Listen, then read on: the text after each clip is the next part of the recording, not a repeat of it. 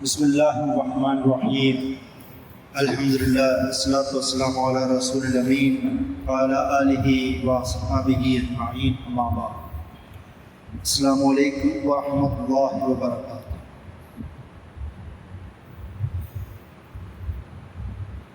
പരലോക സങ്കല്പം ഇസ്ലാമിൽ എന്നുള്ള വിഷയമാണ് നമ്മൾ സംസാരിക്കുന്നത്. എല്ലാ മതകീയ ആശയങ്ങൾക്കും മറ്റൊരു ലോകത്തെക്കുറിച്ചുള്ള ചർച്ചകളുണ്ട്. അതിൻ്റെ ആഖ്യാനങ്ങളിൽ, വിശദീകരണങ്ങളിൽ വ്യത്യാസങ്ങളുണ്ട്. ഇസ്ലാമിനും അതിൻ്റേതായ വളരെ വ്യക്തവും സുതാര്യവും നീതിപൂർവമായ കാഴ്ചപ്പാടാണ് പരലോക സങ്കല്പത്തെക്കുറിച്ചുള്ളത്. ഇസ്ലാമിനെ കുറിച്ച് സംസാരിക്കുന്നതിന് മുമ്പ് തന്നെ മറ്റുള്ള മതങ്ങൾ, പ്രത്യേകിച്ച് ഇന്ത്യയെ സംബന്ധിച്ചിടത്തോളം ഹിന്ദു മതം, ക്രിസ്തു മതം, പുറത്ത് യഹൂദ മതം, ഇതൊക്കെയും ഈ വിഷയത്തിൽ ചർച്ച ചെയ്യപ്പെടേണ്ട കാര്യങ്ങളും കൂടിയിട്ടാണ്. ഒരു കാര്യം പ്രത്യേകം മനസ്സിലാക്കേണ്ടത്, ഹിന്ദു മതമാണ് എന്ന് ഹിന്ദുയിസത്തെ അംഗീകരിക്കുന്ന, ആചരിക്കുന്ന പല പണ്ഡിതന്മാർക്കും കാഴ്ചപ്പാടില്ല. അത് ഒരുപാട് ആശയങ്ങളുടെ ഒരു സിന്തസിസ്, ഒരു കൂട്ടം എന്ന നിലയിലാണ് പലരും അതിനെ കാണുന്നത്. ഹിന്ദുയിസത്തിൽ യുക്തിവാദികളുണ്ട്, നിരീശ്വരവാദികളുണ്ട്, ചാർവാകന്മാർ എന്നാണ് അവരറിയപ്പെടുന്നത്. അതുപോലെ തന്നെ ഏകദൈവ വിശ്വാസികളുമുണ്ട്, സന്ദേഹവാദികളുണ്ട്, ബഹുദൈവ വിശ്വാസികളുമുണ്ട്. പലതരം വിശ്വാസങ്ങളുള്ള ഒരാശയത്തിൻ്റെ കൂട്ടമാണ്, സിന്തസിസാണ് നമ്മൾ പൊതുവെ ഹിന്ദു മതം എന്ന് പറയുന്നത്. അതുകൊണ്ട് തന്നെ ആ ഒരാശയത്തിനുള്ളിൽ പരലോക സങ്കല്പം എന്നതിന് ഒരു മോണോലിത്തിക്കായ ഒരൊറ്റ കാഴ്ചപ്പാട് നമുക്ക് കാണുവാൻ കഴിയില്ല. എന്നാലും പൊതുവെ ഹിന്ദുമതം എന്ന് പറഞ്ഞുകൊണ്ട് പരലോക സങ്കല്പത്തെക്കുറിച്ച് നമ്മൾ സംസാരിക്കുമ്പോൾ എടുത്തുദ്ധരിക്കുന്ന ഒരു ആശയം എന്ന് പറയുന്നത് പുനർജന്മ കൺസെപ്റ്റാണ്, സിദ്ധാന്തമാണ്. പുനർജന്മം എന്ന് പറയുന്നത് യഥാർത്ഥത്തിൽ മുൻകാലങ്ങളിൽ ചെയ്ത നന്മയുടെ ഭാഗമായി അടുത്ത ജന്മത്തിൽ ഉയർന്ന കുടുംബത്തിൽ, ഉയർന്ന ശ്രേണിയിൽ, ഉയർന്ന ജാതിയിൽ ജനിക്കുന്നതുമായി ബന്ധപ്പെട്ടതാണ്. നമ്മൾ ഈ ജന്മത്തിൽ മോശം കാര്യങ്ങൾ ചെയ്യുകയാണെങ്കിൽ മൃഗങ്ങളായും, അല്ലെങ്കിൽ താഴ്ന്ന ജാതിയിലും അതിലും മോശമാണെങ്കിൽ മൃഗങ്ങളായും ജനിക്കുന്ന, ജീവികളായി ജനിക്കുന്ന ഒരു പുനർജന്മ സങ്കല്പമാണ് നമ്മൾ ഹിന്ദു മതം എന്ന് പറഞ്ഞ് സാധാരണ ഈ വിഷയത്തിൽ സംസാരിക്കുമ്പോൾ ഉള്ളത്. ഞാൻ നേരത്തെ പറഞ്ഞു, അതൊരു പൊതുവായ കാഴ്ചപ്പാടല്ല. ഈ കൺസെപ്റ്റിനെ കുറിച്ചും ധാരണയില്ലാത്ത ആൾക്കാരും കൂടി ആ ഒരു ആശയ സംഹിതയിൽ പല വിഭാഗങ്ങളായി നിലവിലുണ്ട്. അതുപോലെ തന്നെ ക്രിസ്തുമതത്തിലും ഇതുപോലെ പരലോകത്തെക്കുറിച്ചുള്ള ധാരണകളുണ്ട്. അവിടെ ഇസ്ലാമുമായി ബന്ധപ്പെട്ട ഒരുപാട് സാമ്യതകൾ നമുക്ക് സെമിറ്റിക് മതം എന്ന് വിളിക്കപ്പെടുന്ന ജൂദായിസത്തിലും ക്രിസ്തുമതത്തിലും കാണാമെങ്കിലും അവിടെയും ഒരുപാട് ആഖ്യാനങ്ങളിൽ വ്യത്യാസങ്ങൾ കാണാൻ കഴിയും. അതിൽ പ്രധാനമായും ഒറിജിനൽ സിൻ എന്ന് പറയുന്ന ചർച്ചയുമായി കേന്ദ്രീകരിച്ചിട്ടാണ് ഈ ഒരു വിഷയം കൂടുതൽ കണക്ട് ചെയ്യുന്നത്. ആദി പാപം, ആദം അലൈഹിസ്സലാമും ഹവ്വാ ബീവിയും പിശാചിൻ്റെ പ്രേരണയാണ് ആ ആപ്പിൾ തിന്നതിൻ്റെ, ഫലം തിന്നതിൻ്റെ ഫലമായി, ആദ്യത്തെ അനുസരണക്കേട് കാണിച്ചതിൻ്റെ ഫലമായി പിന്നീട് എല്ലാ മനുഷ്യരും ആ പാപത്തിന് അർഹരാവുകയും അതിന് ഒരു പരിഹാരം എന്ന നിലയിൽ യേശുക്രിസ്തു ദൈവം മനുഷ്യരൂപം കൊണ്ട് കുരിശിൽ തറയ്ക്കുന്നതോടുകൂടി അതിൽ വിശ്വാസം ഉണ്ടാവുക, അല്ലെങ്കിൽ കുരിശിൽ തറയ്ക്കുക, അതോടുകൂടി ആ കാലങ്ങളിലെ എല്ലാ മനുഷ്യന്മാരുടെയും പാപങ്ങൾ പുറത്തു പോകുന്നു എന്ന് പറയുന്നൊരു കൺസെപ്റ്റുമുണ്ട്. അല്ലെങ്കിൽ അതിൽ വിശ്വസിക്കുന്നതും ഒറിജിനൽ സിൻ മാറുന്നതിന് കാരണമാകും എന്നും നമുക്ക് കാണാം. അതുപോലെ തന്നെ ക്രിസ്തു മതത്തിൽ കുറ്റങ്ങൾക്ക് കളറുകളെ കുറിച്ച് ഒരു പിൽക്കാലത്ത് ചർച്ച ചെയ്തു. നമ്മൾ മുമ്പ് നമുക്കറിയാവുന്ന ചർച്ചയാണ് കറുത്ത ക്രിസ്ത്യൻസും വെളുത്ത ക്രിസ്ത്യൻസും, ബ്ലാക്ക് ചർച്ചും വൈറ്റ് ചർച്ചും അവർക്കിടയിലുണ്ട്. ബ്ലാക്ക് മനുഷ്യന്മാരുടെ അടുത്ത് അവർ ഈ ഒരു വിഷയവുമായി ബന്ധപ്പെട്ട് ചർച്ച ചെയ്യുമ്പോൾ അവരുടെ ദൈവശാസ്ത്ര രചനകളിൽ കാണാം, കറുപ്പ് പാപത്തിൻ്റെ അടയാളമാണ്. അതിനാൽ നിങ്ങളുടെ പാപം പൊറുക്കണമെങ്കിൽ നിങ്ങൾ ക്രിസ്ത്യാനികളാവണം എന്ന് പറയുന്ന ഒരു ആശയത്തോട് ഒരു ചുരുക്കെഴുത്താണ്, വലിയൊരു ചർച്ചയുടെ ഒരു ചുരുക്കെഴുത്താണ് ഞാൻ പറഞ്ഞത്. അങ്ങനെ പോലും ഈ തെറ്റ് തിരുത്തുന്നതിനെ കുറിച്ചുള്ള ചർച്ചകൾ അവർക്ക് കാണാം. എന്നാൽ അതേസമയം തന്നെ ബൈബിൾ പഠനം നടത്തിയ പണ്ഡിതന്മാർ പറയുന്ന മറ്റൊരു വർത്തമാനം, യഥാർത്ഥത്തിൽ ക്രിസ്ത്യൻ സമൂഹത്തിനിടയിൽ ഈ വിഷയത്തിൽ തന്നെ വ്യത്യസ്ത കാഴ്ചപ്പാടാണുള്ളത്. കാരണം ആധുനിക ബൈബിളിലും പഴയ നിയമവും ഉണ്ട്, പുതിയ നിയമവും ഉണ്ട്. പഴയ നിയമം എന്ന് പറയുന്നത് തൗറാത്തിന്റെ ഭാഗമാണ്, അതായത് തോറയുടെ ഭാഗമാണ്. തോറയുടെ ഭാഗത്തിൽ പരലോകത്തെക്കുറിച്ചുള്ള കൺസെപ്റ്റ് ഇസ്ലാം ഖുർആൻ പറയുന്നത് പോലെ തന്നെയുള്ള കൺസെപ്റ്റാണ്. പക്ഷെ പിന്നീട് പൗലോസ്, സെന്റ് പൗൾ എന്ന് വിളിക്കപ്പെടുന്ന പൗലോസ് വരികയും അദ്ദേഹം പുതിയ നിയമത്തിന്റെ ഭാഗമായി എഴുതി ചേർത്തൊരു ആശയമാണ്, പഴയ നിയമത്തിലുള്ള നിയമങ്ങൾ നിങ്ങൾ വിശ്വസിക്കേണ്ടതില്ല. ഇങ്ങനെ വിശ്വസിക്കുകയാണെങ്കിൽ അത് ക്രിസ്തീയ കൺസെപ്റ്റിനെതിരാണ് എന്ന് പോലും പറഞ്ഞ വർത്തമാനങ്ങൾ നമുക്ക് ആവർത്തനമടക്കമുള്ള വിവിധ ചാപ്റ്റേഴ്സിലും പുതിയ നിയമത്തിലുള്ള വിവിധ അധ്യായങ്ങളിൽ സെന്റ് പൗലോസ് പറഞ്ഞതായി നമുക്ക് കാണാം. അതായത് തൗറാത്ത് പറഞ്ഞ അല്ലെങ്കിൽ നമ്മൾ ഇസ്ലാം പറഞ്ഞു എന്ന് പറയുന്ന കൺസെപ്റ്റുകളെ മാറ്റി എഴുതുകയും പുതിയ പരലോക ധാരണകൾ എഴുതി ചേർക്കുകയും ചെയ്ത ആളായിട്ടാണ് സെന്റ് പൗളിനെ അല്ലെങ്കിൽ പൗലോസിനെ ക്രിസ്തീയ പണ്ഡിതന്മാർ തന്നെ വിലയിരുത്തുന്നത്. അത് തൗറാത്തിന്റെ ആശയങ്ങൾ പേറുന്നവൻ ക്രിസ്ത്യാനിയല്ല എന്ന് പോലും വ്യക്തമായി എഴുതിയ ബൈബിൾ വചനങ്ങൾ ഇപ്പോഴും നിലവിലുണ്ട്. അദ്ദേഹം യഥാർത്ഥത്തിൽ യേശുക്രിസ്തുവിനെ അല്ലെങ്കിൽ ഈസാ അലൈഹി ഇസ്ലാമിന്റെ ശിഷ്യഗണങ്ങളിൽ പെടുന്ന ആളെയല്ല. പിൽക്കാലത്താണ്, ശതകങ്ങൾക്ക് ശേഷമാണ് അദ്ദേഹം ക്രിസ്തീയ സമൂഹത്തിലേക്ക് വരികയും യഹൂദനായ ആൾ ക്രിസ്ത്യാനിയായി മാറുകയും, അതായത് യേശുവിൻ്റെ പാത പിൻപറ്റുകയും പിന്നീട് യേശു തൻ്റെ മുമ്പിൽ പ്രത്യക്ഷപ്പെടുകയും അതിൻ്റെ ഭാഗമായി ത്രിയേകത്വ കൺസെപ്റ്റ് എനിക്ക് പറഞ്ഞു തരികയും പിന്നെ മറിയം ബീവിയെ വിശുദ്ധയായി പ്രഖ്യാപിക്കുകയും ചെയ്യണം എന്നുള്ള ആശയങ്ങൾ ക്രിസ്തീയ വിശ്വാസത്തിൻ്റെ അടിസ്ഥാനമാക്കി മാറ്റുന്നതെല്ലാം സെന്റ് പൗൾ അല്ലെങ്കിൽ പൗലോസാണ്. അദ്ദേഹത്തിൻ്റെ പ്രവർത്തന ഫലമായിട്ടാണ് റോമൻ സാമ്രാജ്യത്തിൻ്റെ ഒട്ടുമിക്ക ഭാഗങ്ങളിലും ആധുനിക ഇന്നത്തെ ക്രിസ്ത്യൻ രൂപങ്ങൾ രൂപപ്പെടുന്നത്. അതുകൊണ്ട് തന്നെ അന്നത്തെ ക്രിസ്തീയ ഭരണാധികാരിയായിരുന്ന കോൺസ്റ്റന്റൈൻ പിന്നീട് സെന്റ് പൗളിൻ്റെ ആശയപ്രകാരമുള്ള ക്രിസ്ത്യാനിറ്റിക്ക് മതാധികാരമുള്ള ഒരു ആശയമായി സ്വീകരിക്കുകയാണ് ചെയ്തത്. രാഷ്ട്രീയം അതിനെ തിരഞ്ഞെടുക്കുകയാണ് ചെയ്തത്. ഇങ്ങനെ സ്റ്റേറ്റ് മതമായി ഭരണ സാന്നിധ്യമുള്ള സ്വാധീനമുള്ള ഒരു മതമായി സെന്റ് പൗളിൻ്റെ കാഴ്ചപ്പാടുള്ള ക്രിസ്ത്യാനിറ്റി രൂപപ്പെടുകയും ചെയ്തു. ഇത് ഞാൻ പറയാൻ കാരണം ഇങ്ങനെ ഒരു വ്യത്യാസം തന്നെ നമുക്ക് ബൈബിളിൻ്റെ അല്ലെങ്കിൽ ക്രിസ്തീയ സമൂഹത്തിലുള്ള പരലോകവുമായി ബന്ധപ്പെട്ട ചർച്ചകൾ വ്യത്യസ്തതകൾ കാണാൻ പറ്റും. യഹൂദ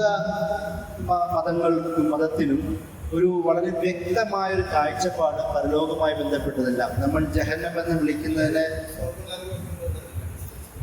ഉണ്ടെങ്കിൽ പോലും അവർക്ക് ഈ സെമിറ്റിക് മതങ്ങളുടെയൊക്കെ ഒരു പൊതുവായ ധാരണ സ്വർഗ നരക രക്ഷാശിക്ഷകളെ കുറിച്ചുള്ള ചർച്ച ഉണ്ടെങ്കിൽ പോലും ഒരു വ്യക്തമായ വിശദീകരണം നമുക്ക് ഈ അവരിൽ കാണുവാൻ കഴിയില്ല, അവരുടെ വിശദീകരണങ്ങളിൽ കാണുവാൻ കഴിയില്ല. എന്നാലും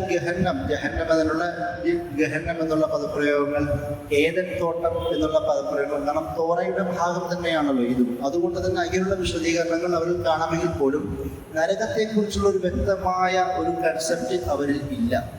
സ്വർഗത്തെക്കുറിച്ച് കൂടെ വിശദീകരിക്കുന്നെങ്കിൽ പോലും നരകത്തെക്കുറിച്ചുള്ള വ്യക്തമായ കൺസെപ്റ്റ് ഇല്ല. ഏകദേശം എല്ലാം സ്വർഗത്തിലേക്ക് പോകും എന്നുള്ളൊരു ധാരണ വെച്ചുകൊണ്ടാണ്, അതായത് തിരഞ്ഞെടുക്കപ്പെട്ടവരാണ് നാം, ഷാബുല്ലാഹിൽ മുഖ്താർ, നമ്മൾ അള്ളാഹുവിൻ്റെ തിരഞ്ഞെടുക്കപ്പെട്ട സമൂഹമാണ്, അള്ളാഹുവിൻ്റെ അഹിബ ആണ്, അള്ളാഹുവിന് ഇഷ്ടപ്പെട്ടവരാണ്. അങ്ങനെ സ്വന്തം സമൂഹത്തെ ആ ഒരു കമ്മ്യൂണിറ്റിയെ യഹൂദ ആശയം പിൻപറ്റുന്നവരെല്ലാം അള്ളാഹുവിൻ്റെ പ്രിയപ്പെട്ടവർ എന്ന് കരുതുന്നത് കൊണ്ട് എന്തായാലും നരകത്തിൽ പോകാനുള്ള സാധ്യതകൾ അവരുടെ കൺസെപ്റ്റിൽ കുറവായതുകൊണ്ടാവാം നരകത്തെക്കുറിച്ചുള്ള ചർച്ചകൾ ഒരുപക്ഷെ അവ്യക്തമായത്. ഇപ്പോഴും ഈ യഹൂദ പണ്ഡിതന്മാർ തന്നെ ആ ഒരു വിഷയത്തിൽ ഒരുപാട് ചർച്ചകളുണ്ടെന്ന് കാണാൻ കഴിയും. എന്നാലും ഒരു മൂർത്തമായ ഒരു ചിത്രം അവർ അത് വിഷയത്തിൽ നൽകുന്നില്ല.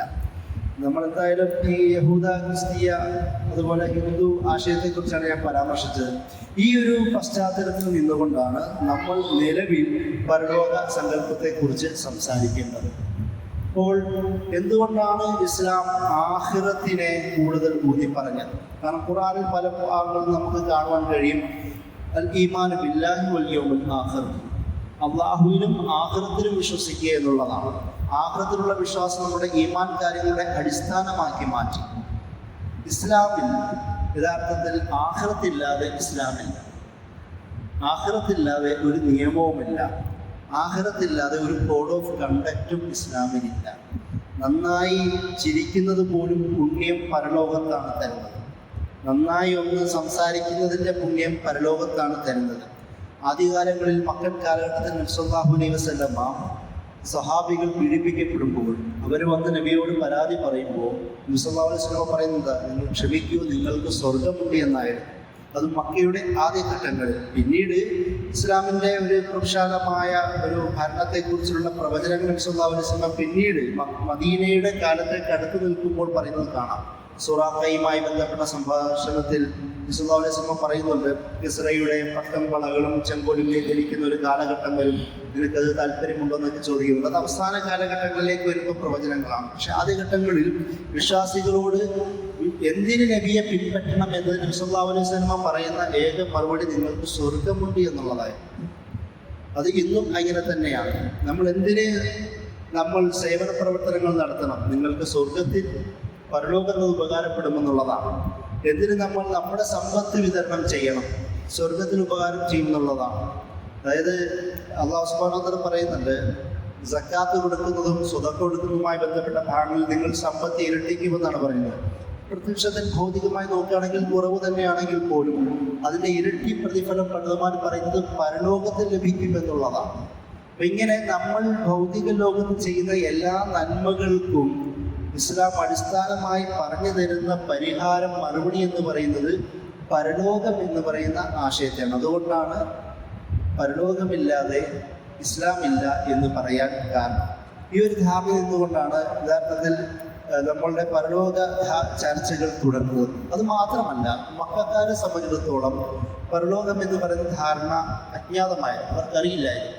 വളരെ കുറച്ച് വറഖത്ത് ബിൻ നൗഫലിനെ പോലുള്ള കുറച്ച് ആൾക്കാർ മക്കൻ ഭാഗങ്ങളിൽ യഹൂദ ക്രിസ്തീയ പാരമ്പര്യത്തെക്കുറിച്ച് ധാരണയുണ്ടായിരുന്ന ആൾക്കാർ ഒഴിച്ചു നിർത്തിയാൽ, പ്രത്യേകിച്ച് മക്കയിൽ ആ ധാരണ ഉണ്ടായിരുന്നില്ല. മദീനയിൽ യഹൂദരും ക്രിസ്ത്യൻസും ഉള്ളതിനാൽ അവർക്ക് പരലോക സ്വർഗ നരകങ്ങളെക്കുറിച്ചുള്ള ധാരണകളുണ്ട്. പക്ഷെ മക്കക്കാർക്ക് അതുണ്ടായിരുന്നില്ല. അതുകൊണ്ട് തന്നെ മക്കക്കാരുമായി ബന്ധപ്പെട്ട അല്ലാഹു സുബ്ഹാനഹു വ തആല വിമർശം നടത്തുന്ന ആയത്തുകൾ നോക്കുകയാണെങ്കിൽ അവർ ഈ ലോകത്തിൻ്റെ സുഖദുഃഖങ്ങളെക്കുറിച്ച് മാത്രം കൈകാര്യം ചെയ്യുന്നവരായി വിശദീകരിക്കുന്നത് കാണാം. ദുനിയ ലഈബും വലഹുവും തഖാഫും ബൈനക്കും എന്നൊക്കെ പറഞ്ഞിട്ടുണ്ട്. അതായത് ഈ ദുനിയാവെന്ന് പറയുന്ന കളിചിരി തമാശകളാണ്, മക്കളും സ്വത്തും തമ്മിലുള്ള കുറേ പോരാട്ടങ്ങളും മാത്സര്യങ്ങളും മാത്രമാണ്, വേറൊന്നുമില്ല എന്ന് പറയുന്ന ധാരണയാണ്.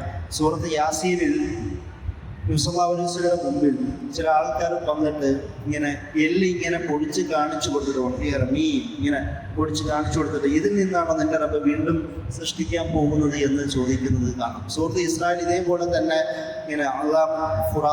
ഇങ്ങനെ എല്ല് തുരുപ്പിച്ചും പൊടിഞ്ഞു പോയ എല്ലിൽ നിന്നാണോ നിന്റെ റബ്ബ് വീണ്ടും ഞങ്ങളെ പുനഃസൃഷ്ടിക്കുന്നത് എന്ന് ചോദിക്കുന്നതായി സൂറ ഇസ്രായേലും ഇതേ പരാമർശം നടത്തുന്നത് കാണാം.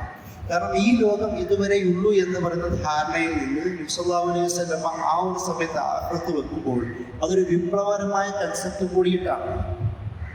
അതുകൊണ്ടല്ലേ അത്രയും കാലം അടിമയായ ഒരു മനുഷ്യൻ നബി സല്ലല്ലാഹു അലൈഹി വസല്ലമയിൽ വിശ്വസിക്കുകയും അടിമയുടെ സകലവിധ ഉപദ്രവങ്ങൾ സഹിക്കുകയും അള്ളാഹു ഏകനാണ്, അഹദ് എന്ന് ബിലാൽ റളിയല്ലാഹു അൻഹുവിനെ പോലുള്ള ആൾക്കാർ പറയുമ്പോൾ എന്താണ് അടിസ്ഥാനം? ഇവിടെ മരിച്ചു പോയാൽ ഷഹീദാണ്, പടച്ചവൻ പരലോകത്ത് എനിക്ക് പുണ്യം തരും എന്ന് പറയുന്ന ആശയം മാത്രമാണ് അതിൻ്റെ പുറകിലുള്ളത്. അതുകൊണ്ട് അതായത് ഭൂമിയിലുണ്ടാവുന്ന സകലവിധ അസമത്വങ്ങൾക്കും മറുപടി എന്ന നിലയിലും കൂടിയിട്ടാണ് ആഖിറത്ത് എന്ന് പറയുന്ന ആശയത്തിൽ നബി സല്ലല്ലാഹു അലൈഹി വസല്ലം അല്ലെങ്കിൽ ഇസ്ലാം അല്ലെങ്കിൽ ഖുർആൻ അന്നും ഇന്നും മുന്നോട്ട് വെക്കുന്നത്. ഈ ഒരു കൺസെപ്റ്റ് അതിനുണ്ട്. അത് മാത്രമല്ല നബി സല്ലല്ലാഹു അലൈഹി വസല്ലം പറയുന്നുണ്ട്, അദ്ദുനിയ മസ്റഅത്തുൽ ആഖിറ. അല്ല, അതായത് ദുനിയാവെന്ന് പറയുന്നത് പരലോകത്തിന് വേണ്ടിയിട്ടുള്ള കൃഷിയിടമാണ്. ഇവിടെ നിങ്ങൾ പണിയെടുക്കുന്നതിൻ്റെ ഫലം നിങ്ങൾക്ക് ലഭിക്കുന്നത് പരലോകത്താണ് എന്ന് നബി സല്ലല്ലാഹു അലൈഹി വസല്ലം പറയുന്നത്. ഇത് മാത്രമല്ല, മറ്റൊരു പ്രധാനപ്പെട്ട കൺസെപ്റ്റ് ഒരു മനുഷ്യനെ സംബന്ധിച്ചിടത്തോളം ഇസ്ലാം പഠിപ്പിക്കുന്നത് ഇതൊരു യാത്രയുടെ ഇടം മാത്രമാണ്. നിങ്ങൾ ഒരു ദാറിൽ നിന്ന് ഒരു കുടുംബത്തിൽ നിന്ന്, ഒരു വീട്ടിൽ നിന്ന്, ഒരു ഭാഗത്ത് നിന്ന് മറ്റൊരു ഭാഗത്തേക്കുള്ള യാത്ര മാത്രമാണ് എന്ന് ജീവിതത്തെക്കുറിച്ച് നമ്മെ പഠിപ്പിക്കുന്നു. ജീവിതം എന്നത് ഖുർആന്റെയും സല്ലല്ലാഹു അലൈഹി വസല്ലമയുടെ ഭാഷയിൽ ക്ഷണികം മാത്രമാണ്, ടെമ്പററി മാത്രമാണ്. എന്നേക്കുമുള്ള ജീവിതം എന്ന് പറയുന്നത് പരലോകത്താണ്. അതാണ് ഏറ്റവും നല്ലതെന്ന്. വലൽ ആഖിറതു ഖൈറുൻ വ അബ്ഖാ. സൂറത്തുൽ അലയിലും മറ്റു പല സൂറത്തുകളും ഇതേ ആശയത്തിലുള്ള ആയത്തുകൾ നമുക്ക് കാണാം. പരലോകമാണ് ഏറ്റവും ബാക്കിയാവുന്നതും ഏറ്റവും നല്ലതും എന്ന് അല്ലാഹു സുബ്ഹാനഹു വ തആല പറയുന്നത് നമുക്ക് കാണാൻ കഴിയും. അതുപോലെ തന്നെ ഈ ഞാൻ നേരത്തെ പറഞ്ഞു വെച്ച ആശയങ്ങളുണ്ടല്ലോ, പുനർജന്മ സങ്കല്പം, അതിനെ സാധാരണ നമ്മൾ നേരത്തെ പറഞ്ഞതുപോലെ പരലോകവുമായി ചേർത്തുകൊണ്ടാണ് വിശദീകരിക്കുന്നത്. പരലോക സങ്കല്പം പോലെ നിങ്ങൾക്കും ഉള്ളതുപോലെ ഞങ്ങൾക്കും ഉണ്ടെന്നുള്ളതാണ്. പക്ഷേ ഇസ്ലാം അത് തമ്മിൽ വേർതിരിക്കുന്ന ചില ആശയങ്ങൾ പ്രത്യേകമായി പഠിപ്പിക്കുന്നത്. പുനർജന്മ സങ്കല്പത്തിൽ എന്ത് കുറ്റത്തിൻ്റെ അടിസ്ഥാനത്തിലാണ് ഈ ജന്മത്തിൽ അയാൾ നായയായി ജനിച്ചതെന്ന് ജനിച്ച ആൾക്കറിയണമെന്നില്ല. അല്ലെങ്കിൽ എന്ത് കുറ്റത്തിൻ്റെ പേരിലാണ് അയാൾ കീഴ്ജാതിയിൽ ജനിച്ചതെന്ന് അയാൾ അറിയുകയില്ല. അതുപോലെ തന്നെ എന്ത് നന്മയുടെ ഭാഗമായിട്ടാണ് മേൽജാതിയിൽ ജനിച്ചതെന്നും അയാൾ അറിയണമെന്നില്ല. അതായത് വിചാരണ എന്ന് പറയുന്ന ഒരു ധാരണ, ഒരു കൺസെപ്റ്റ് ഈ ഒരു വിഷയത്തിലില്ല. ശരി തെറ്റ്, നന്മ തിന്മ, ധർമ്മം അധർമ്മം എന്ന് പറയുന്നതിനെ കുറിച്ചുള്ള ഒരു ചോദ്യമെടുപ്പ്, കണക്കെടുപ്പ് ഈ ഒരു വിഷയത്തിൽ നടക്കുന്നേയില്ല. ഇത് മാത്രമല്ല, ഒരിക്കലും പരലോക സങ്കല്പവുമായി പുനർജന്മ സങ്കല്പത്തെ ചേർത്ത് വെക്കാൻ കഴിയുകയില്ല. കാരണം ജാതി വ്യവസ്ഥ എത്രത്തോളം അനീതിയും അധർമ്മവും അസമത്വം നിറഞ്ഞതാണെന്നും പ്രത്യേകം നമ്മളുടെ കേരളീയ പശ്ചാത്തലത്തിലുള്ള നമ്മളോട് പറഞ്ഞു തരേണ്ട ആവശ്യമുള്ള കാര്യമല്ല. ഇസ്ലാം പരലോകം പറയുന്നത് അത് നീതിയുടെ അടിസ്ഥാനത്തിലുള്ളതാണ്. അതായത് ഈ ലോകത്ത് ഏതെങ്കിലും ഒരു തരത്തിൽ ബുദ്ധിമുട്ട് അനുഭവിക്കുന്നവർക്ക്, പീഡിപ്പിക്കപ്പെടുന്നവർക്ക്, കഷ്ടപ്പെടുന്നവർക്ക്, ദുഃഖം അനുഭവിക്കുന്നവർക്ക് അവർക്കുള്ളൊരു മറുപടി എന്ന നിലയിലും കൂടിയിട്ടാണ് ഇസ്ലാം പരലോക സങ്കല്പത്തെ മുന്നോട്ട് വെക്കുന്നത്. അപ്പോൾ ഈ ഒരു ധാരണ മറ്റൊരു മതത്തിൽ നമുക്കിങ്ങനെ വ്യക്തമായും സുതാര്യമായും കാണുവാൻ കഴിയില്ല. അതാണ് ഇസ്ലാമും ഇതര ആശയങ്ങളും തമ്മിലുള്ള പരലോക സങ്കല്പവുമായി ബന്ധപ്പെട്ട ചർച്ചകളുടെ അടിയാധാരം. അതുപോലെ തന്നെ നമ്മളെ സംബന്ധിച്ചിടത്തോളം, ഇസ്ലാമിനെ സംബന്ധിച്ചിടത്തോളം പരലോകം നമ്മെ പഠിപ്പിക്കുന്ന ഒരു സ്വഭാവ ശുദ്ധീകരണത്തിൻ്റെ ഒരു ടൂൾ എന്ന നിലയിലും കൂടിയിട്ടാണ്. നേരത്തെ വിശദീകരിച്ചതുപോലെ നിങ്ങൾ നന്നാവണമെങ്കിൽ പരലോകത്തിലുള്ള വിശ്വാസം വേണം. അള്ളാഹു ഉണ്ട് എന്ന് വിശ്വസിച്ചാൽ മാത്രം പോരാ, അള്ളാഹു പറഞ്ഞു തന്നതിനെയും കൂടെ വിശ്വസിക്കണം. കാരണം പരലോക സങ്കല്പം പഠിപ്പിച്ചു തന്നത് മുഹമ്മദ് നബി സല്ലല്ലാഹു അലൈഹി വസല്ലം മാത്രമല്ല, അത് ആദ്യ പ്രവാചകനിൽ നിന്ന് തുടങ്ങുന്നു. അതുകൊണ്ട് പ്രവാചകന്മാരുള്ള വിശ്വാസം പരലോക വിശ്വാസത്തിൽ അനിവാര്യമാണ്. അതുപോലെ തന്നെ പ്രവാചകന്മാരിലൂടെ വന്ന കിതാബുകൾ വിശ്വസിച്ചാൽ മാത്രമേ, അങ്ങനെ കിതാബുകളാണ് അതിൻ്റെ ഡോക്യുമെൻ്റ്, ഡാറ്റ എന്നത്. അതുകൊണ്ട് തന്നെ ആ കൺസെപ്റ്റ് പഠിപ്പിച്ച കിതാബുകളിൽ വിശ്വസിക്കൽ, പരലോക സങ്കല്പത്തിൽ വിശ്വസിക്കുന്നത് പോലെ കിതാബിൽ വിശ്വസിക്കലും അനിവാര്യമാണ്. അതുകൊണ്ട് തന്നെ പ്രവാചകന്മാരിലേക്ക് കിതാബ് എത്തിച്ച മലക്ക് എന്നത് ഇവരുടെ ഒരു മധ്യവർത്തി, അള്ളാഹുവിൻ്റെയും പ്രവാചകന്മാരുടെ ഒരു മീഡിയേറ്ററാണ്. അതുകൊണ്ട് മലക്കിലും വിശ്വസിക്കൽ അനിവാര്യമാണ്. ഇവരുടെയൊക്കെ പൊതുവായ ഒരു കൺസെപ്റ്റാണ്. ഇതെല്ലാം കൊണ്ടുവന്നത് എന്തിനു വേണ്ടിയിട്ടാണ്? ജീവിതത്തിൽ ആവശ്യമായ നിയമവ്യവസ്ഥകളും കോഡ് ഓഫ് കണ്ടക്ട് പഠിപ്പിക്കുകയും അത് ആഹാരത്തിൻ്റെ അടിസ്ഥാനത്തിൽ സ്വഭാവം നന്നാക്കുകയും ചെയ്യുക എന്നുള്ള ഉദ്ദേശത്തോടു കൂടിയിട്ടാണ്. അതുകൊണ്ടാണ് ഈമാൻ കാര്യങ്ങളിൽ നമ്മൾ അള്ളാഹുള്ള വിശ്വാസം, മലക്കിടലുള്ള വിശ്വാസം, കിതാബുകളിലുള്ള വിശ്വാസം, പ്രവാചകനുള്ള വിശ്വാസം, പിന്നെ യൗമുൽ ഖിയാമയിലുള്ള വിശ്വാസം എന്ന് തന്നെ പിന്നീട് നന്മയും തിന്മയുമായി ബന്ധപ്പെട്ട വിശ്വാസങ്ങളെല്ലാം പരലോകവുമായി ബന്ധപ്പെട്ട കാര്യങ്ങളാണ്. അതുകൊണ്ടാണ് നബി സല്ലല്ലാഹു അലൈഹി വസല്ലം ആദ്യം അത് തന്നെ ഈമാൻ കാര്യങ്ങൾ വിശ്വസിക്കുക എന്നത് പരലോകത്തിലുള്ള വിശ്വാസത്തിൻ്റെ പൂർണ്ണതയുടെ കാര്യമാണ് നബി സല്ലല്ലാഹു അലൈഹി വസല്ലം പഠിപ്പിച്ചത്. അപ്പോൾ അള്ളാഹു ഉണ്ടെന്ന് മാത്രം വിശ്വസിച്ചാൽ മാത്രം പോരാ, പകരം പരലോകത്തിലുള്ള വിശ്വാസം ഉണ്ടെങ്കിൽ മാത്രമേ അതിന് ഈ ചരിത്രപരതയും കൂടിയുണ്ട്. അതായത് മുൻകാല പ്രവാചകന്മാരും കൂടെ വിശ്വസിച്ചാൽ മാത്രമേ നമ്മുടെ പരലോകത്തിലുള്ള വിശ്വാസം പൂർത്തിയാവുകയുള്ളൂ. ഈ തൗറാത്തിലും ഇഞ്ചീലിലും സബൂറിലും ബാക്കിയുള്ള സുഹഫ് ഇബ്രാഹിം, വ്യത്യസ്ത നബിമാർക്ക് റസൂലുമാർക്ക് അള്ളാഹു കൊടുത്ത ഏടുകളിലും കൂടി വിശ്വസിച്ചാൽ മാത്രമേ പരലോകത്തിലുള്ള വിശ്വാസം പൂർത്തിയാവുകയുള്ളൂ. അങ്ങനെ ഒരു ചരിത്രപരത, ഒരു ചരിത്രത്തിൻ്റെ ഒരു ബാക്ക്ഗ്രൗണ്ട് പോലും പരലോകത്തിലുള്ള വിശ്വാസത്തിൽ നമുക്കുണ്ട്. അതില്ല എങ്കിൽ പരലോകത്തിലുള്ള വിശ്വാസം പൂർത്തിയാവുകയില്ല എന്നാണ് ഇസ്ലാം ആ വിഷയത്തിൽ പ്രധാനമായും നമ്മെ പഠിപ്പിക്കുന്നത്. ഇങ്ങനെ ഒരു ചരിത്രം വെച്ചുകൊണ്ടാണ് നബി സല്ലല്ലാഹു അലൈഹി വസല്ലം പറയുന്നത്, ഞാൻ ഖാതമുൻ നബിയ്യീൻ, പ്രവാചകന്മാരുടെ അവസാനം വന്ന ആളാണ്. ഈ ആശയത്തിൻ്റെ ബാക്കിയാണ് ഞാൻ പഠിപ്പിക്കുന്നത്. അല്ലാതെ ഒരു പുതിയ ഒരാശയം, പുതിയൊരു കൺസെപ്റ്റ് കൊണ്ട് പഠിപ്പിക്കുന്ന ആളായിട്ടല്ല നബി സല്ലല്ലാഹു അലൈഹി വസല്ലമയെ ഖുർആനും സ്വന്തവും പരിചയപ്പെടുത്തിയിട്ടുള്ളത്. അതുകൊണ്ട് തന്നെ ആശയത്തിൻ്റെ പൂർത്തീകരണം എന്ന നിലയിലാണ് മുസ്ലിം പറയുന്നുണ്ടല്ലോ, അതായത് സ്വഭാവത്തിൻ്റെ മക്കാരിമകളായ അനുഗ്രഹീതമായ സ്വഭാവത്തിൻ്റെ പൂർത്തീകരിക്കുക എന്നൊരു ഉദ്ദേശമാണ് എനിക്കുള്ളത്. ആ സ്വഭാവത്തിൻ്റെ പൂർത്തീകരണം ഉണ്ടാവുന്നത് പരലോകത്തിലുള്ള വിശ്വാസമുള്ളപ്പോഴാണ്. ഏത് ഖുർആൻ തന്നെ പലപ്പോഴും പറയുന്നത് കാണാൻ കഴിയും. ഈ നമ്മൾ എന്നതിന് മുമ്പുള്ള വാങ്ങി നോക്കുക തന്നെ, നിങ്ങൾ ഭൗതിക ലോകത്തിനാണ് പ്രാധാന്യം കൊടുക്കുന്നത്. കാരണം ഈ ഭൗതിക ലോകത്തിന് പ്രാധാന്യം കൊടുക്കുമ്പോൾ നിങ്ങൾ പല സ്വഭാവങ്ങളും വിട്ടകന്നു പോകും, ഒഴിവാക്കിക്കളയും. നിങ്ങളെക്കുറിച്ചുള്ള ചിന്തകൾ ഉണ്ടാവുകയില്ല, നിങ്ങളുടെ ലക്ഷ്യത്തെക്കുറിച്ച് ചിന്തയുണ്ടാവുകയില്ല, ഈ കുടുംബത്തെക്കുറിച്ചും ലോകത്തെക്കുറിച്ചും സമൂഹത്തെക്കുറിച്ചും ചിന്തയുണ്ടാവുകയില്ല. അല്ലാഹു സുബ്ഹാനഹു വ തആല സമൂഹത്തെക്കുറിച്ചുള്ള ചിന്ത പരലോകവുമായി ബന്ധിപ്പിച്ചിരിക്കുന്നു. അതുപോലെ തന്നെ കുടുംബത്തെയും മാതാപിതാക്കളെയും മക്കളെയും ലോകത്തെയും കുറിച്ചുള്ള ചിന്ത എല്ലാം പരലോകവുമായിട്ടാണ് ബന്ധിപ്പിച്ചിരിക്കുന്നത്. ഖുർആനിൽ ഇങ്ങനെ ഒരുപാട് ആയത്തുകൾ കാണാൻ കഴിയും. അതായത്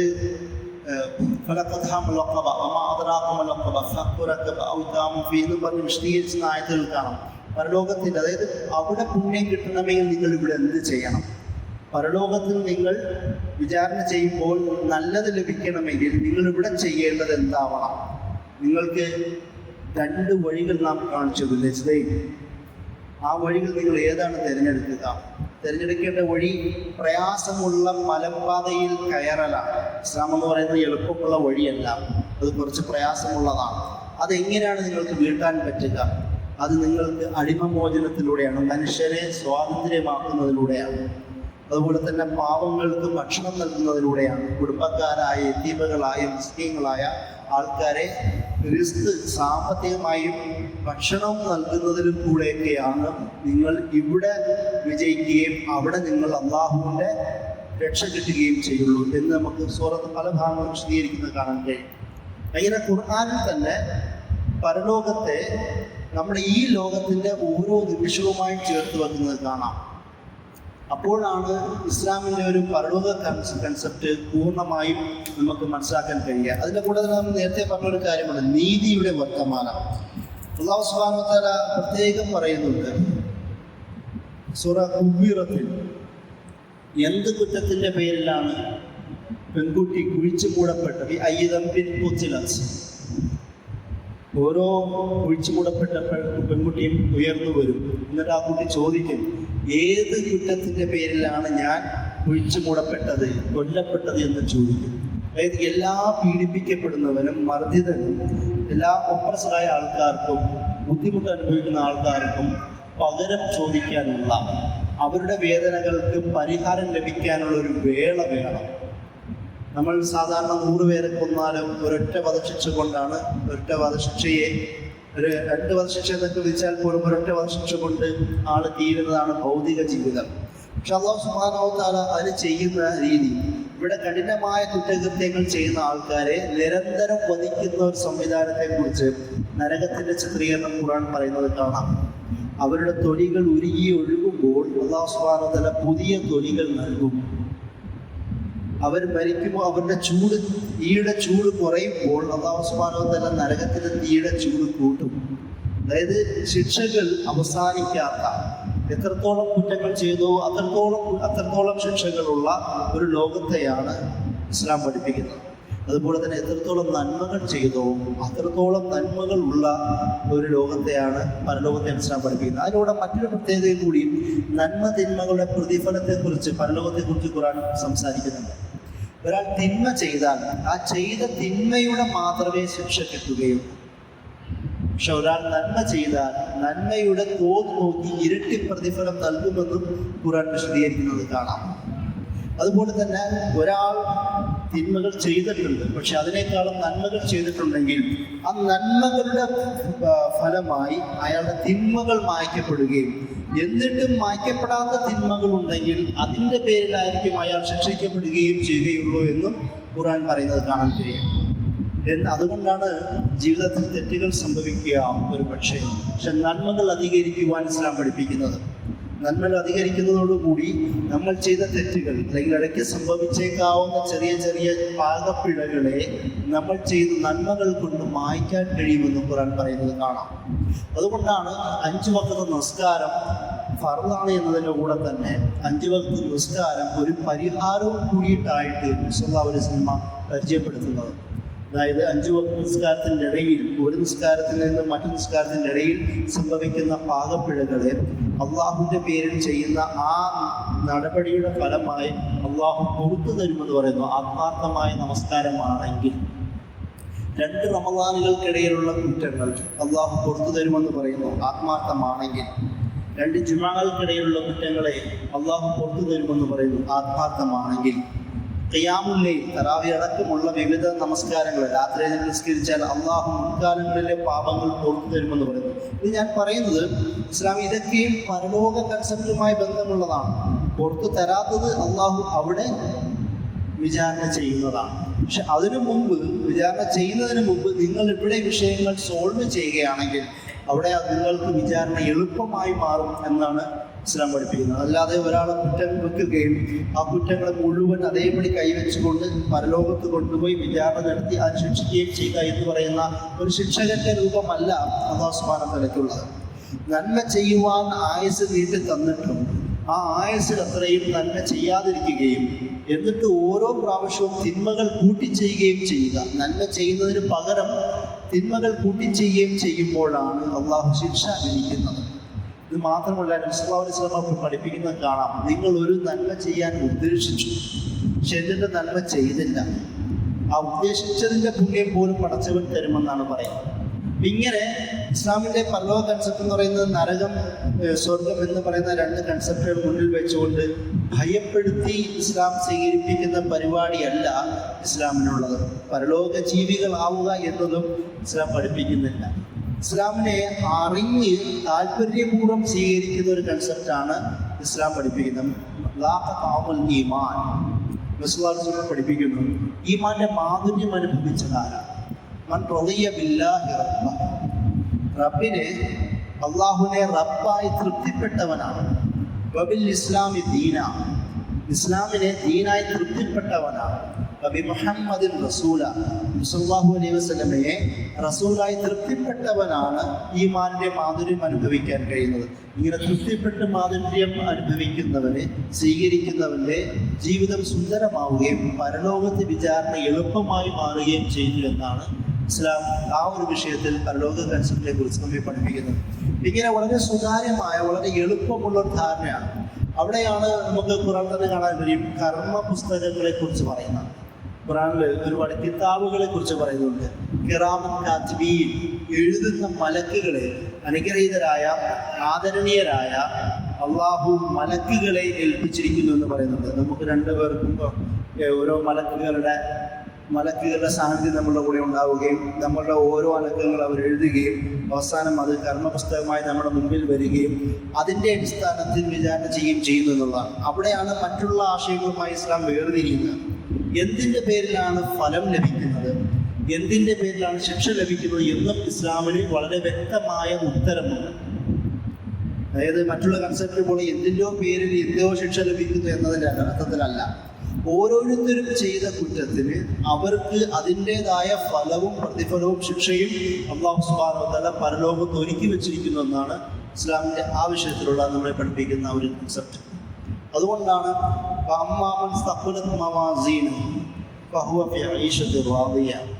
ആരുടെ ത്രാസിൽ ഭാരം കൂടുന്നുവോ അവൻ സമാധാന റാദിയായ തൃപ്തകരമായ ജീവിതത്തിലായിരിക്കും. ആരുടെ തുലാസിന്റെ ഭാരം കുറഞ്ഞ് ലഘൂകരിക്കപ്പെടുന്നുവോ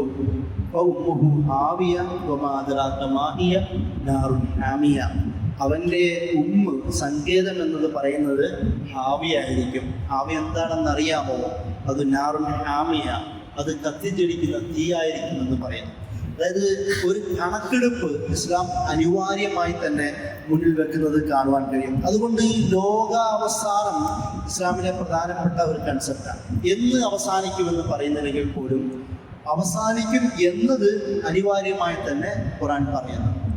അത് ഒരു വലിയ ഇടിമുഴക്കത്തോടുകൂടി വരികയും ആൾക്കാർ ഭയവിഹ്വലരാവുകയും പിന്നീട് ലോകം അവസാനിക്കുകയും വീണ്ടും ഉയർത്തെഴുന്നേൽക്കുകയും വീണ്ടും ഒരു ഊതലുണ്ടാവുകയും ഉയർത്തെഴുന്നേൽക്കുകയും അങ്ങനെ മഹ്ശറയിലേക്ക് ആൾക്കാർ കൂട്ടം കൂട്ടമായി വരുന്നു എന്ന രീതിയിലാണ് ഖുർആൻ അതിനെ ചിത്രീകരിക്കുന്നത്.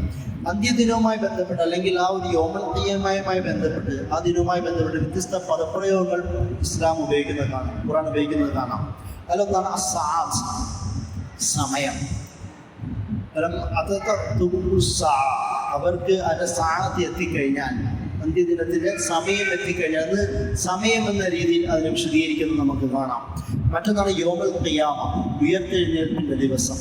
മറ്റൊരു പദമാണ് യൗമുൽ ഹശ്ർ, മഹ്ശറയുടെ ഒരുമിച്ച് കൂടുന്ന ദിവസത്തിൽ ഒരു പരാമർശം ഖുർആൻ പറയുന്നുണ്ട്. അതുപോലെ തന്നെ യൗമുൽ ആഖിർ, നമ്മൾ സ്ഥിരമായി ഉപയോഗിക്കുന്ന മറ്റൊരു ദിനം. ആഖിർ എന്ന് പറയുന്നത് മറ്റൊരു ദിനം എന്നുള്ളതാണ്.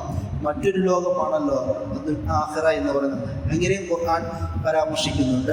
അതിൻ്റെ കൂടെയാണ് യൗമുൽ ഹിസാബ്, വിചാരണയുടെ ദിനം എന്ന് ഖുർആൻ ഇസ്ലാം പരാമർശിക്കുന്നുണ്ട്.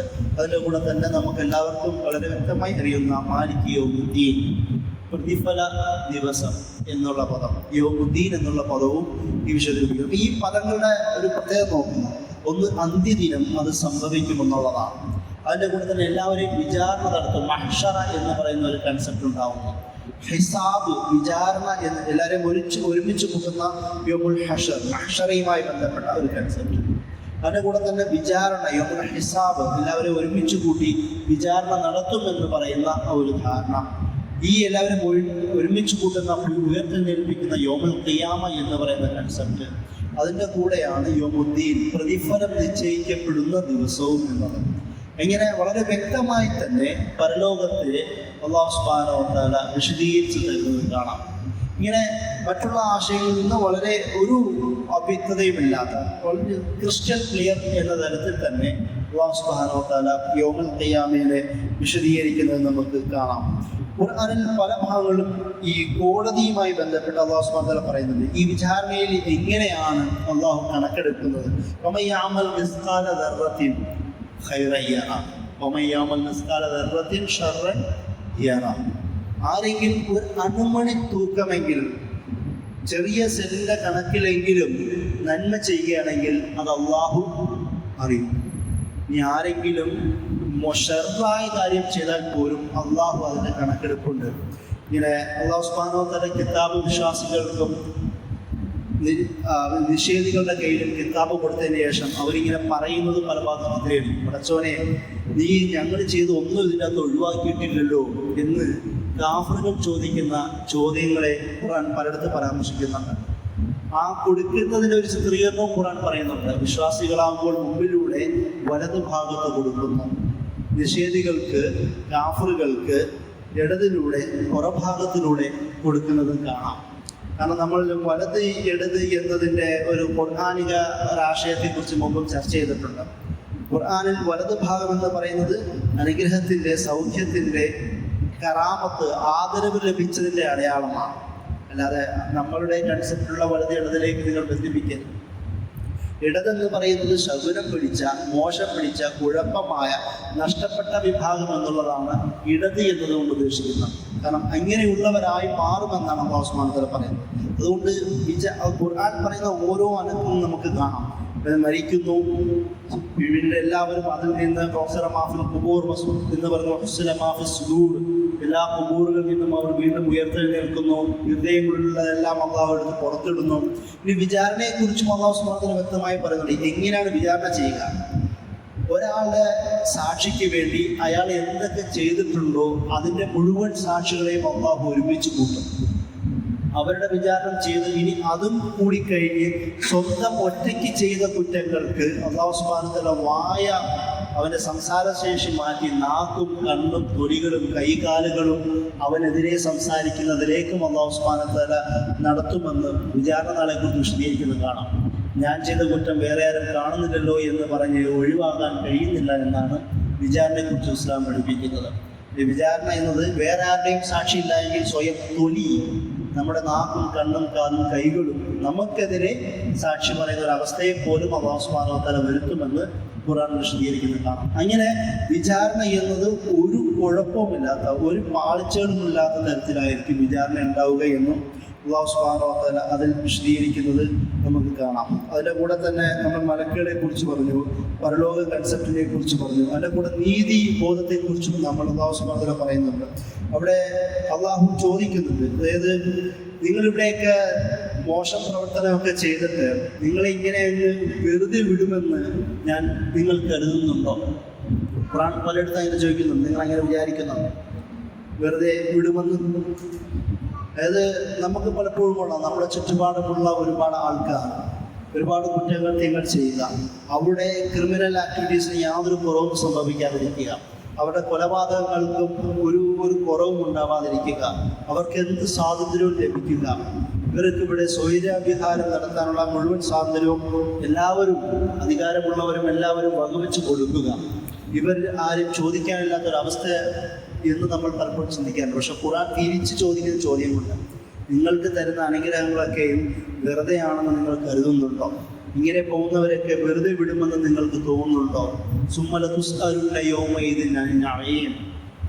പറയുന്നത്, നിങ്ങൾക്ക് അനുഗ്രഹമായി കരുതുന്നത് നിങ്ങൾ എന്തൊക്കെ കാര്യങ്ങളെ അനുഗ്രഹമായി വലിയ നേട്ടമായി കരുതുന്നുണ്ടോ അതിനെ എല്ലാം അല്ലാഹു സുബ്ഹാനഹു വ തആല ചോദ്യം ചെയ്യുമെന്ന് പറയുന്നു. സുമ്മ ലതുസ്അലുന്ന യൗമഇദിൻ, ആ ദിവസം നിങ്ങളെല്ലാവരും ചോദ്യം ചെയ്യപ്പെടുന്നവരാണ് അനിൻ നഈം, നിങ്ങൾക്ക് ലഭിച്ച അനുഗ്രഹങ്ങളെ കുറിച്ച്.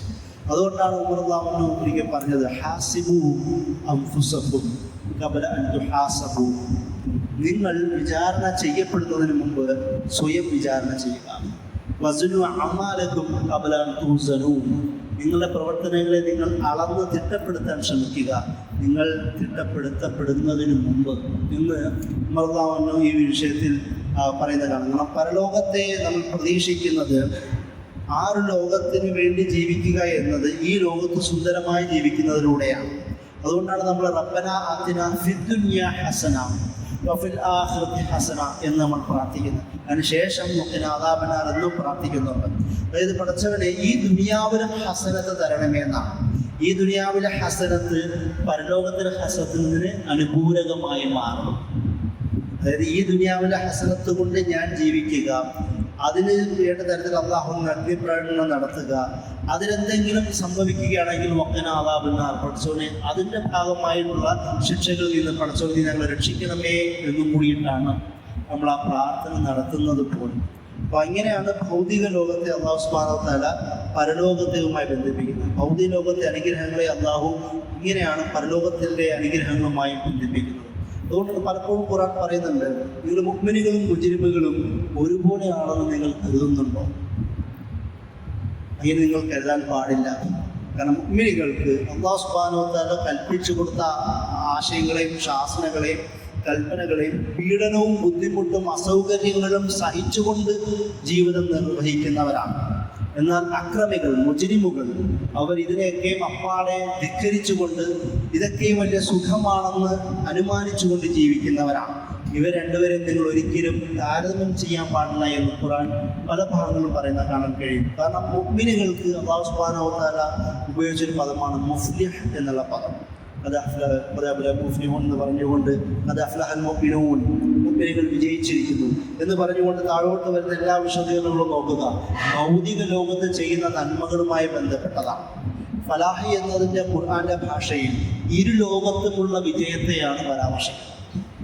ഫലാഹ് എന്നത് മുഅ്മിനുകൾ വിജയിച്ചിരിക്കുന്നു എന്ന് പറഞ്ഞാൽ ഇവിടെ മാത്രമല്ല, ചിലപ്പോൾ ആ ചെയ്ത നന്മകൾ കൊണ്ട് ഇവിടെ നിങ്ങൾക്ക് ബുദ്ധിമുട്ട് അനുഭവിക്കാം, പക്ഷെ തീർച്ചയായും പരലോകത്ത് നിങ്ങൾക്കത് വിജയമാണെന്നതാണ്. അതുകൊണ്ടാണ് ഫലാഹ് എന്നുള്ള പദത്തിന് ഇരു ലോകത്തിനുമുള്ള വിജയം എന്ന് ഖുർആൻ വിശദീകരിക്കുന്നത്.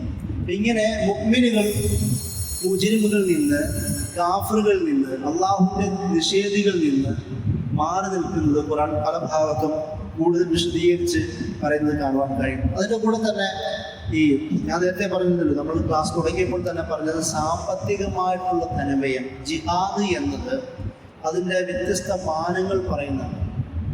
അല്ലാഹു സുബ്ഹാനഹു വ തആല സൂറത്ത് സഫിൽ യാ അയ്യുഹല്ലദീന ആമനൂ ഹൽ അദുല്ലുക്കും അലാ തിജാറത്തിൻ തുൻജീകും മിൻ അദാബിൻ അലീം.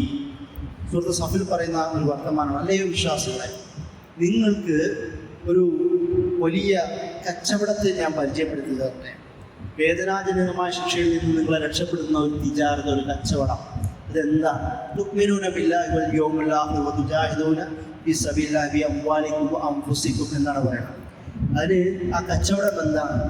അള്ളാഹു വിശ്വസിക്കുക, പരലോകത്തിൽ വിശ്വസിക്കുക, എന്നിട്ട് സ്വന്തം ശരീരം കൊണ്ടും നിങ്ങളുടെ മാല്, ധനം, സമ്പത്ത്, വെൽത്ത് എന്തൊക്കെയാണോ നിങ്ങൾ കരുതുന്നത് അതെല്ലാം കൊണ്ടും ജിഹാദ് ചെയ്യുക.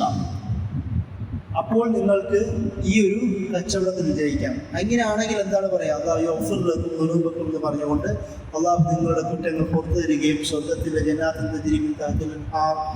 താഴ്വാരങ്ങളിലൂടെ അരുവികൾ ഒഴുകുന്ന സ്വർഗീയ ആരാമങ്ങൾ നിങ്ങൾക്ക് പ്രതിഫലമായി നൽകുമെന്നൊക്കെയും സഫിലെ ആ ആയത്തുകളിൽ വിശദീകരിക്കുന്നത് കാണാൻ കഴിയും. ഒരു കച്ചവടം എന്ന നിലയിലാണ് അള്ളാഹു ജീവിതത്തെ നമുക്ക് പരിചയപ്പെടുത്തുന്നത്. അള്ളാഹുമായിട്ടുള്ള ഒരു കച്ചവടം. ഖുർആൻ മറ്റടുത്ത് പറയുന്ന പദപ്രയോഗം ഖർദുൻ ഹസനും, അള്ളാഹുവിനുള്ള കടം, അള്ളാഹുവിനുള്ള സുന്ദരമായ കടത്തെ പറയുന്നുണ്ട്. അതുപോലെ ഖുർആൻ പറയുന്നു മറ്റൊരിടത്ത് അള്ളാഹു പരലോകം നിങ്ങൾക്ക് തന്നുകൊണ്ട് വിശ്വാസികളുടെ ജീവിതവും സമ്പത്തുമെല്ലാം അള്ളാഹു വാങ്ങിയിരിക്കുന്നു എന്ന് ഖുർആൻ മറ്റൊരിടത്ത് പറയുന്നതാണ്. ഒരു കച്ചവടത്തിൻ്റെ ഡീലിങ് അള്ളാഹു സുബ്ഹാനഹു വ തആല ഈ ലോകത്തെക്കുറിച്ച് പരിചയപ്പെടുത്തുന്നുണ്ട്. കാരണം നിങ്ങൾ ഇവിടെ അള്ളാഹുവിൽ വിശ്വസിക്കുക, പരലോകത്തിൽ വിശ്വസിക്കുക. അള്ളാഹുവിലും പരലോകത്തിലുള്ള വിശ്വാസം നിങ്ങളുടെ സ്വഭാവം സുന്ദരമാക്കുന്നു. അതിൻ്റെ കൂടെ നിങ്ങൾ സ്വഭാവം സുന്ദരമാക്കിയാൽ മാത്രം പോരാ, അതിൻ്റെ കൂടെ ജനജീവിതത്തിലും കൂടെയുള്ളവർക്കും സഹജീവികൾക്കും ഉപകാരമുള്ളവരും കൂടിയാവും. അതുകൊണ്ടാണ് ഇൻഫാഖു ഫീ സബീലില്ലാഹ്, അൽ ജിഹാദു ഫീ സബീലില്ലാഹ്, ഫർദുൽ ഹസൻ എന്നുള്ള പദപ്രയോഗങ്ങൾ ഖുർആൻ ആവർത്തിച്ച് ഉപയോഗിക്കുന്നത് കാണാൻ കഴിയും. അതുപോലെ തന്നെ അല്ലാഹു സുബ്ഹാനഹു വ തആല പറയുന്നുണ്ട്, ഈ ജീവിതത്തിൽ നിങ്ങൾ നന്മ ചെയ്യുന്നതിൽ താമസം വരുത്താൻ പാടില്ല. ആ താമസം വരുത്തുന്നത് പരലോകത്തുള്ള നിങ്ങളുടെ ജീവിതത്തിൽ എഫക്റ്റ് ചെയ്യുമെന്ന് പറയുന്നത് കാണാം. അല്ലാഹു സുബ്ഹാനഹു വ തആല പറയുന്നത്, യാ അയ്യുഹല്ലദീന ആമനൂ ലാ തുൽഹികും അംവാലുകും വലാ ഔലാദുകും അൻ ദിക്രില്ലാഹ്. നിങ്ങളുടെ അംവാലും ഔലാദും സമ്പത്തുകളും നിങ്ങളുടെ മക്കളും അള്ളാഹുവിൽ നിന്നുള്ള സ്മരണയിൽ നിന്ന് നിങ്ങളെ അശ്രദ്ധരാക്കാൻ പാടില്ല.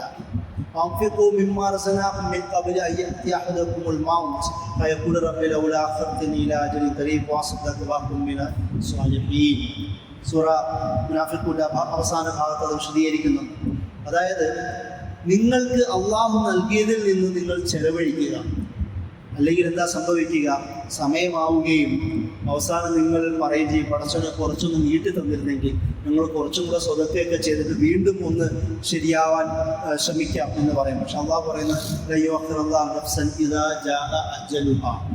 ഒരു നഫ്സിന് അവൻ്റെ അജിലെത്തിക്കഴിഞ്ഞാൽ അള്ളാഹു ഒരിക്കലും പിന്നീട് നീട്ടി തരികയില്ല, പിന്തിച്ച് കളയുകയില്ല എന്ന് പറയുന്നത് കാണുക. അജലി എന്നുള്ള പദമാണ് നമ്മുടെ ജീവിതത്തിൻ്റെ ഈ ഭൗതിക ജീവിതത്തിൻ്റെ അവസാനമായി ഖുർആൻ ഉപയോഗിക്കുന്ന മറ്റൊരു പദം, അവധി.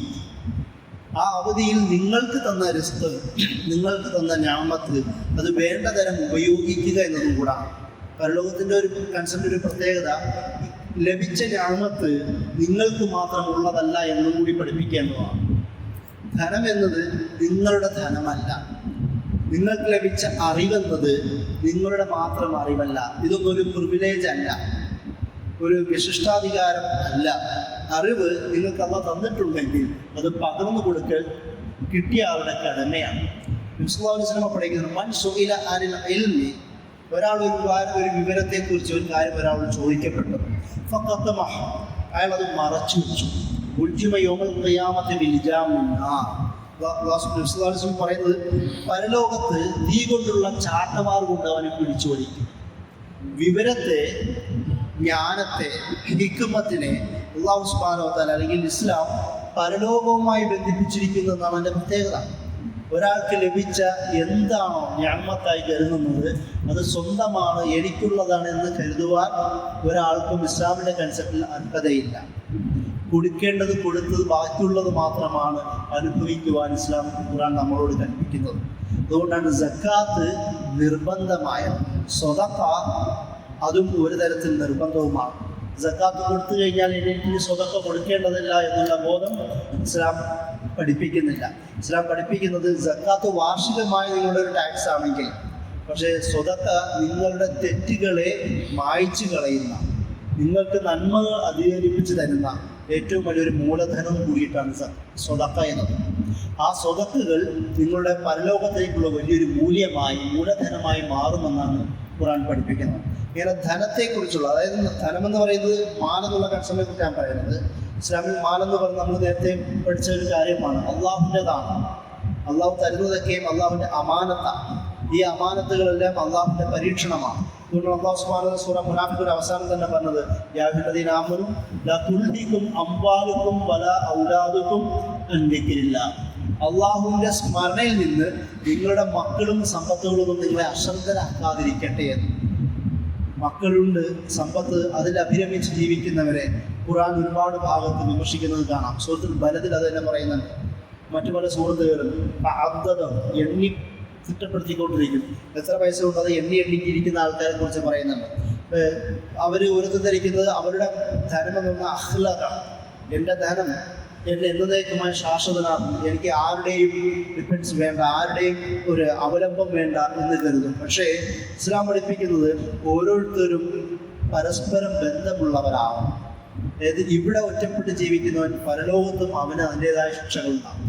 കുടുംബത്തെ സംരക്ഷിക്കാത്തവൻ, അതാണ് പരലോകത്തിൽ. ഞാൻ ഈ ഒറ്റപ്പെടുന്ന ചിന്തയെ കുടുംബം, കൂട്ട് സങ്കല്പം, ഒരു കമ്മ്യൂണിറ്റി ബോധം എന്നതിനെയും അല്ലാഹു സുബ്ഹാനഹു വ തആല പരലോകത്തും കൂടി കണക്ട് ചെയ്യുന്നത് കാണാൻ കഴിയും. ഒറ്റപ്പെടൽ ഇസ്ലാം അംഗീകരിക്കുന്നില്ല. മാതാപിതാക്കളെ പരിഗണിക്കാത്തവന് ശിക്ഷ ഖുർആൻ വളരെ വ്യക്തമായി പറയുന്നുണ്ട്. മക്കളെ പരിഗണിക്കാത്തവരുടെ മാതാപിതാക്കളെ കുറിച്ചും ഉത്തരവാദിത്തം ഏൽപ്പിച്ച് കിട്ടിയിട്ട് പോലും അതിനെ പരിഗണിക്കാത്തവരെ കുറിച്ച് ശിക്ഷകൾ ഖുർആൻ, ഇസ്ലാം ഒരുപാട് വിശദീകരിക്കുന്നത് കാണാം. അതുകൊണ്ടാണ് കുല്ലുക്കും മസ്ഊലുൻ അൻ റഅഇ കുല്ലുക്കും റാഇൻ മുസ്ലിം പഠിപ്പിച്ചു, നിങ്ങൾ ഓരോരുത്തരും ആട്ടിടയന്മാരാണ്. റാ എന്നുള്ള പദം ആട്ടിടയൻ എന്നുള്ളതാണ്. അതായത് നേതൃത്വം ഉള്ളവരാണ്, അക്കൗണ്ടബിൾ ആണ്. അപ്പോൾ കുല്ലുക്കും മസ്ഊലുൻ അൻ റഅഇയതിഹി, നിങ്ങളെല്ലാവരും നിങ്ങളുടെ കീഴിലുള്ളവരെ കുറിച്ച് ചോദ്യം ചെയ്യപ്പെടുന്നവരാണ്. നമ്മുടെ കീഴിലുള്ള നമ്മുടെ കുടുംബം, നമ്മുടെ അധീനതയിലുള്ള, നമ്മുടെ പ്രൊട്ടക്ഷനിലുള്ള, നമ്മുടെ സ്നേഹത്തിൻ്റെ വരമ്പുകളുള്ള ആരൊക്കെയുണ്ടോ അവരെയൊക്കെ സംരക്ഷിക്കലും മസ്ഊലാണ് എന്നാണ് നബി സല്ലല്ലാഹു അലൈഹി വസല്ലം പഠിപ്പിക്കുന്നത്. ചോദ്യം ചെയ്യപ്പെടുന്നതാണ്. അപ്പോൾ അതിനെയും ഇസ്ലാം പരലോകത്തിലേക്ക് ബന്ധിപ്പിക്കുന്നു. അതായത് നമ്മുടെ ജീവിതത്തിലുണ്ടാവുന്ന ചെറിയ അണുകിട പ്രവർത്തനം മുതൽ നമ്മുടെ ഏറ്റവും വലിയ സാമൂഹ്യ രാഷ്ട്രീയ എന്ത് പ്രവർത്തനമാണെങ്കിൽ പോലും അതിനെ അല്ലാഹു സുബ്ഹാനഹു വ തആല അല്ലെങ്കിൽ ഇസ്ലാം പരലോകവുമായി ചേർത്തിട്ടാണ് ബന്ധിപ്പിക്കുന്നത്. കാരണം നബി സല്ലല്ലാഹു അലൈഹി വസല്ലം ഇമാമിനെ പരിചയപ്പെടുത്തും, നേതാവിനെ. ഖുർആനിൽ അല്ലെങ്കിൽ ഇസ്ലാം ഏറ്റവും കൂടുതൽ പുണ്യം നിറഞ്ഞ പണി എന്നതിന് നേതൃത്വവുമായി ബന്ധിപ്പിക്കുന്നുണ്ട്. അതേസമയം തന്നെ ഏറ്റവും വലിയ പരീക്ഷണമുള്ള ജോലി എന്ന നിലയിലും നേതൃത്വത്തെ തന്നെയാണ് പരിചയപ്പെടുന്നത്. ഏറ്റവും നല്ല നേതൃത്വം ഏറ്റവും നല്ല ഭക്തനായി മാറുക എന്നുള്ളതാണ്. കാരണം ആ നേതൃത്വം പരലോകവുമായി കണക്ഷൻ ഉള്ളതുകൊണ്ടാണ്. അതുകൊണ്ടാണ് ഭക്തനായി മാറുക. അല്ലെങ്കിൽ ഇമാമുൽ ആദിൽ എന്നാണ് നബി സല്ലല്ലാഹു അലൈഹി വസല്ലം അല്ലെങ്കിൽ ഇസ്ലാം പഠിപ്പിക്കുന്ന ഒരു സ്വഭാവം, നീതിമാനായ നേതാവ്. കാരണം ഇവിടെ അവൻ നീതി ചെയ്യുകയാണെങ്കിൽ അവരുടെ പ്രതിഫലം പരലോകത്ത് ലഭിക്കും. അധികാരം ലഭിച്ചിട്ട് അത് ദുർവിനിയോഗം ചെയ്യുന്നതോടുകൂടി അതിൻ്റെ ശിക്ഷ അള്ളാഹു അവിടെ വേറെ കൊടുക്കും. അങ്ങനെ ഞാനത് വിശദീകരിച്ച് പറയാൻ കാരണം നമ്മുടെ ചെറിയ പ്രവർത്തനം മുതൽ സമൂഹത്തിലെ ഏറ്റവും വലിയ ഉന്നതാധികാരം വരെയും യൗമുൽ ഖിയാമ പരലോക സങ്കല്പവുമായി ഇസ്ലാം ചേർത്ത് വെക്കുന്നു എന്നുള്ളതാണ്. അതുകൊണ്ടാണ് ചൂഷണവുമായി ബന്ധപ്പെട്ട എന്തെങ്കിലും ഒരു കണക്ഷൻ ഒരു വിശ്വാസിയുടെ ജീവിതത്തിൽ വരാൻ പാടില്ല. അനീതി ഒരു ബന്ധവും നമുക്ക് വരാൻ പാടില്ല. നന്മകൾ ചെയ്യുവാനും നീതി പുലർത്തുവാനും കാരുണ്യം കാണിക്കുവാനുമാണ് അല്ലാഹു സുബ്ഹാനഹു വ തആല നമ്മളോട് കൽപ്പിച്ചിട്ടുള്ളത്. എന്തിനാണ് നമ്മളെ സൃഷ്ടിച്ചത് തന്നെ? അയ്യുക്കും അഹ്സനു അമല, നിങ്ങളിൽ ഏറ്റവും നല്ല വർക്ക് ചെയ്യുന്നവരാര് എന്ന് പരീക്ഷിക്കുവാൻ വേണ്ടിയിട്ടാണ്. നമ്മുടെ സൃഷ്ടിയെപ്പോലും നമ്മുടെ ജനനത്തെപ്പോലും ഇസ്ലാം പഠിപ്പിക്കുന്നത് പരീക്ഷണമായിക്കൊണ്ടാണ്. നമ്മുടെ പ്രവർത്തനങ്ങളെ അളന്ന് തിട്ടപ്പെടുത്തുവാൻ വേണ്ടിയിട്ടാണ്. അതിൻ്റെ കൂടെ തന്നെ അള്ളാഹു വഴികൾ തുറന്ന് കാണിച്ചു തന്നിട്ടുണ്ട്.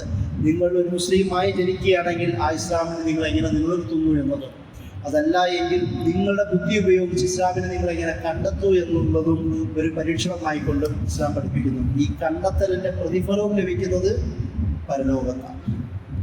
അതുകൊണ്ടാണ് അല്ലാഹു സുബ്ഹാനഹു വ തആല കണ്ടെത്തിയ നഫ്സിനെ യാ അയ്യതുൻ നഫ്സുൽ മുത്മഇന്ന ഇർജിഇ ഇലാ റബ്ബിക റാദിയതൻ മർദിയ ഫദ്ഖുലി ഫി ഇബാദി വദ്ഖുലി ജന്നതി എന്ന് പറഞ്ഞത്. സമാധാനപൂർവ്വം ജീവിതം, അതായത് ജീവിതത്തിൽ പ്രക്ഷുബ്ധമായ പ്രക്ഷോഭങ്ങളിലൂടെ സംഘർഷങ്ങളിലൂടെ ജീവിച്ച ഒരു മുസ്ലിമിനെ, ഒരു സത്യവിശ്വാസിയായ ഒരു ആത്മാവിനെ അള്ളാഹു ക്ഷണിക്കുന്നത് വളരെ ശാന്തനായ മനസ്സെ എന്ന് വിളിച്ചുകൊണ്ടാണ്. കാരണം എത്ര വലിയ സംഘർഷ അവസ്ഥയിൽ ജീവിച്ചാണെങ്കിൽ പോലും ഒരു വിശ്വാസി പരലോകത്തിലെത്തുന്നത് സമാധാനപൂർവമായ ഹൃദയത്തോട് കൂടിയിട്ടായിരിക്കുമെന്നാണ്. അതാണ് റാവിയത്തെ മർദിയ എന്നുള്ള ഉപയോഗിച്ചത്. അങ്ങോട്ടും ഇങ്ങോട്ടും തൃപ്തിപ്പെട്ടവരായി അള്ളാഹു അവരെ ഹാർദവും സ്വാഗതം ചെയ്യുന്നു. എൻ്റെ അടിമകളിലേക്ക് വന്നുകൊള്ളൂ, എൻ്റെ സ്വർഗത്തിലേക്ക് പ്രവേശിച്ചുകൊള്ളൂ എന്നാണ് അല്ലാഹു സുബ്ഹാനഹു വ തആല വിചാരണ സംബന്ധവുമായി വിളിക്കുന്നത്. ഇത്രയും സുന്ദരമായ ഒരു പരലോക കൺസെപ്റ്റാണ് അല്ലാഹു സുബ്ഹാനഹു വ തആല നമ്മെ പഠിപ്പിക്കുന്നത്. അപ്പോൾ ആ ഒരു ധാരണ നിന്നുകൊണ്ടാണ് എന്തുകൊണ്ട് ആഖിറത്ത് എന്നതിനെ കുറിച്ച് നമ്മൾ മനസ്സിലാക്കേണ്ടത്. അതുകൊണ്ടാണ് അല്ലാഹു സുബ്ഹാനഹു വ തആല പറയുന്നത്. ഇങ്ങനെയൊക്കെയുള്ള എല്ലാ ആശയങ്ങളെയും മുന്നിൽ വെച്ചുകൊണ്ടാണ് വൽആഖിറത്തു ഖൈറുൻ വഅബ്ഖാ എന്ന് അല്ലാഹു സുബ്ഹാനഹു വ തആല പറഞ്ഞത്. ആഖിറത്ത് ഖൈറാണ്, അതാണ് എന്നേക്കുമായി അവശേഷിക്കാൻ പോകുന്നതെന്നും അല്ലാഹു സുബ്ഹാനഹു വ തആല നമ്മെ പറഞ്ഞ് ബോധിപ്പിച്ചത്. ഈ ഒരു ധാരണയാണ് ഇസ്ലാം നമ്മെ പഠിപ്പിക്കുന്നത്. അതുകൊണ്ടാണ് ആഖിറത്തിൻ്റെ അടിസ്ഥാനത്തിലാണ്, അതായത് അല്ലെങ്കിൽ വിശ്വാസത്തിൻ്റെ അടിസ്ഥാനത്തിലാണ് ഇസ്ലാം എന്ന് പറയുന്ന ആശയം പോലും നിലനിൽക്കുന്നത് എന്ന് പറയാൻ കാരണം. ആ ഒരു ധാരണ നിലനിർത്തുക, അല്ലാഹു സുബ്ഹാനഹു വ തആല നമ്മളുടെ ജീവിതത്തെ സുന്ദരമായി ജീവിക്കുവാൻ സല്ലല്ലാഹു അലൈഹി വസല്ലമയും അള്ളാഹു കൽപ്പിച്ചതുപോലെ അതനുസരിച്ച് നല്ല മുസ്ലിമായി ജീവിക്കുവാനും നല്ല മുഅ്മിനായി ശാന്തമായ മനസ്സോടുകൂടി അള്ളാഹുലേക്ക് മടങ്ങാനുള്ള ഒരു തൗഫീഖ് നമുക്ക് നൽകി അനുഗ്രഹിക്കട്ടെ. വാഹുദവാന അൽഹംദുലില്ലാഹി റബ്ബിൽ ആലമീൻ. അസ്സലാമു അലൈക്കും.